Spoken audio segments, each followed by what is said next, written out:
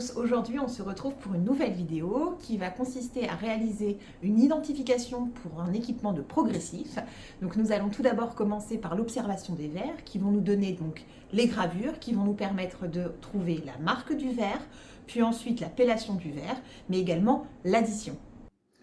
Je commence par repérer donc les gravures sur mon verre droit par exemple.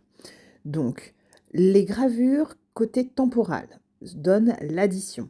Les gravures côté nasal permettent de déterminer la marque du verre en haut et l'appellation du verre en dessous. En fonction des verriers, vous allez retrouver deux petites formes géométriques qu'il va falloir pointer avec votre feutre de marquage. Par exemple, pour Essilor, il s'agit de deux petits ronds, et pour Novacell, il s'agit de deux petits hexagones. Et voilà ce que j'obtiens. Je veux passer à l'étape suivante. Donc ici, j'ai observé le logo suivant. Je sais que c'est Novacell. Je viens du coup au guide des gravures, gravure des verres progressifs, et je vais pouvoir venir retrouver la gravure que j'ai vue du côté nasal. J'ai repéré 7 formes géométriques. Je sais donc qu'il s'agit d'un synchroma 8G. Je vais maintenant m'intéresser à la matière du verre. Ici, on peut repérer un P pour le polycarbonate, indice 1,59, un T pour le Trivex par exemple. Je peux également repérer un numéro. Chez Novacell, le numéro 3 correspond à l'indice 1,67. Le numéro 4 correspond à l'indice 1,74. Le numéro 2 correspond à un indice 1,6 et le numéro 1 correspond à un indice 1,5. Je peux le lire dans ce tableau. Concernant l'addition, elle est notée de cette manière, 250, 175, 150. Il s'agit de 2,5 bien sûr, ou de 1,75 ou 1,5 d'addition. Je viens maintenant prendre le dit-test correspondant à l'appellation de mon verre. Je viens superposer mes petits points de marquage sur le dit-test, de cette manière-là.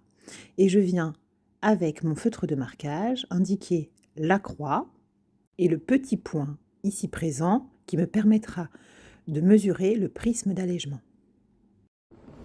Je vais maintenant pouvoir venir mettre mon équipement dans mon fronto-focomètre manuel en centrant mon fronto sur la petite croix que je viens de réaliser.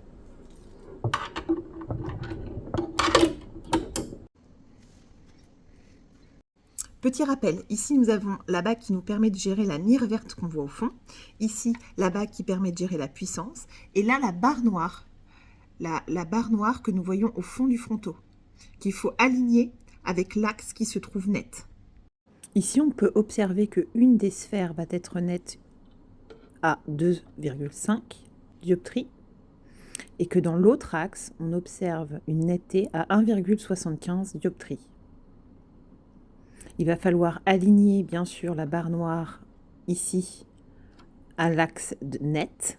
Donc 2,5, on observe que 2,5 est net à 10 degrés et que plus 1,75 est net à 100 degrés.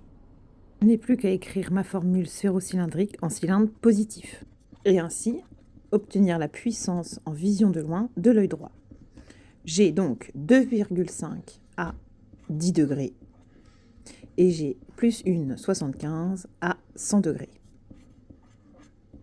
Pour avoir le cylindre en cylindre positif, il va falloir que je fasse la différence qu'il y a entre 2,5 et 1,75. Il y a une différence du coup de 0,75. Ensuite, pour savoir la sphère que je mets, il faut que lorsque j'additionne les deux sphères plus cylindre, je tombe sur l'autre sphère.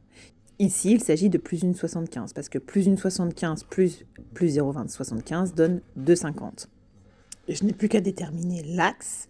Pour connaître l'axe, je vais à l'opposé. Je prends l'axe opposé à ce que j'ai pu observer.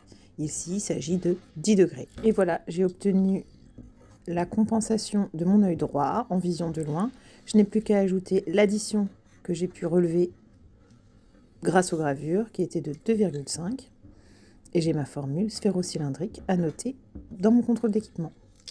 On peut maintenant passer à la mesure grâce au réglé. Je viens mesurer donc de la croix jusqu'en bas du rasoir. Ici, je peux voir 19 mm de hauteur.